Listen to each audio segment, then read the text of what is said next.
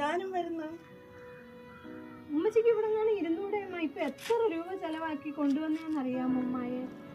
10,75,000 രൂപയും ചെലവാക്കി വീട്ടിൽ കൊണ്ടുവന്ന് ഉമ്മ ഈ വയസ്സാം കാലത്ത് ഇവിടെ നിന്നാണ് കയറി കിടക്കും. കഷ്ടമാണ്.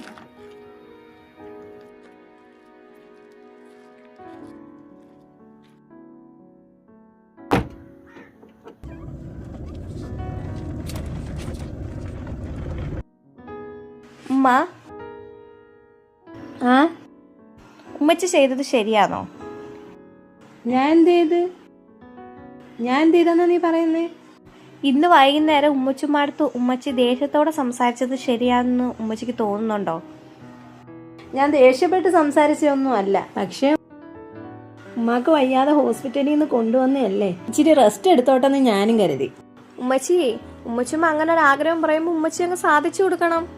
ഉമ്മച്ചുമ്മ എന്തോരം ആഗ്രഹങ്ങൾ മാറ്റി വെച്ചിട്ടായിരിക്കും ഉമ്മച്ചിനെ വളർത്തിയത്.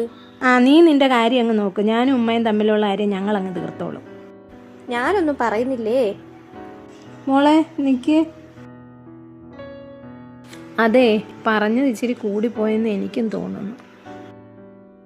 ഒരു കാര്യം ചെയ്യാം, പാഴ്സൽ വാങ്ങിച്ചിട്ട് അവിടെ ചെന്ന് ഉമ്മച്ചിയുടെ കൂടെ തിന്നാം. അതല്ലേ നല്ലത്? ഉമ്മച്ചിക്ക് സന്തോഷമാവുമല്ലോ. മതി ഉമ്മച്ചി.